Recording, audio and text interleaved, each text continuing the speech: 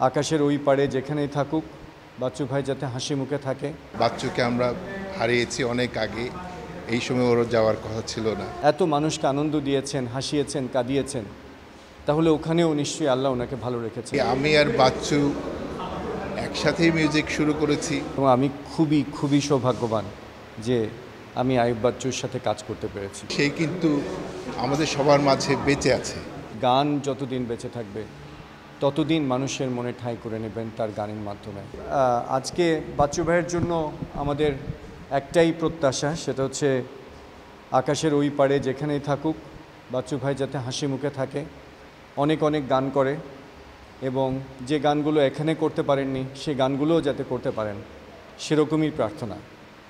বাচ্চু ভাই আমি জানি এবং আমার মন বলছে উনি ভালো আছেন, কারণ উনি এতগুলো মানুষের অনুভূতি স্পর্শ করেছেন, এত মানুষকে আনন্দ দিয়েছেন, হাসিয়েছেন, কাঁদিয়েছেন, তাহলে ওখানেও নিশ্চয়ই আল্লাহ ওনাকে ভালো রেখেছেন, আল্লাহ সুবহানাহু ওয়া তাআলা।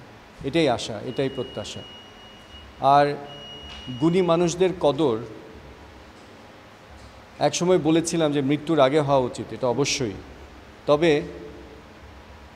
মৃত্যুর আগে হোক আর পরে হোক, কিছু মানুষ বাংলাদেশ যতদিন বেঁচে থাকবে, বাংলা যতদিন বেঁচে থাকবে, গান যতদিন বেঁচে থাকবে, ততদিন মানুষের মনে ঠাঁই করে নেবেন তার গানের মাধ্যমে। আইয়ুব বাচ্চু তাদের অন্যতম এবং আমি খুবই সৌভাগ্যবান যে আমি আইয়ুব বাচ্চুর সাথে কাজ করতে পেরেছি। আমি আমার ছেলেদের, আমার নাতিদের বলবো যে আইয়ুব বাচ্চু নামে সঙ্গীতের একটা বরপুত্র ছিল এবং সেই বরপুত্রের সাথে সান্নিধ্যে আমার মতন একজন নগণ্য গীতিকবি কাজ করতে পেরেছিল। এটাই আমার সবচেয়ে বড় সার্থকতা। আর রাষ্ট্রীয় স্বীকৃতির ব্যাপারটা আমি বলবো যে এদেশের মুক্তিযুদ্ধ, এদেশের ভাষা আন্দোলন, এদেশের সকল গণতন্ত্রের যে উত্তরণ বা মুক্তির জন্যে, গণতন্ত্র এবং মুক্তির জন্যে যে কটা আন্দোলন হয়েছে সবখানে সঙ্গীত ছিল শীর্ষভাগে।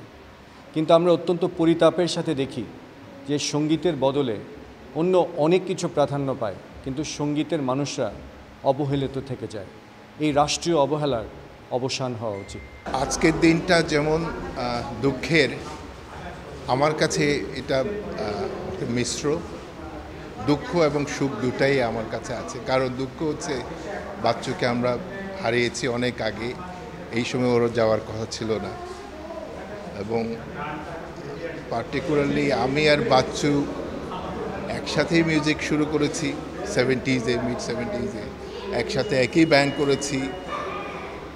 যতদিন বেঁচে ছিল একসাথে অনেক স্মৃতি, অনেক কিছু।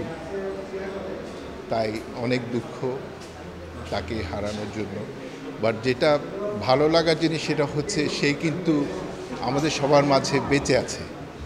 সে ফিজিক্যালি নাই, কিন্তু আমাদের সবার মাঝে সে বেঁচে আছে এবং সে কখনো এখান থেকে সে মারা যাবে না। তো এটা হচ্ছে সুখের ব্যাপার। আমরা তার সমস্ত কাজকর্ম সেলিব্রেট করব, তার জীবনকে সেলিব্রেট করব, এভাবে সে সারা জীবন বেঁচে থাকবে সবার মাঝে।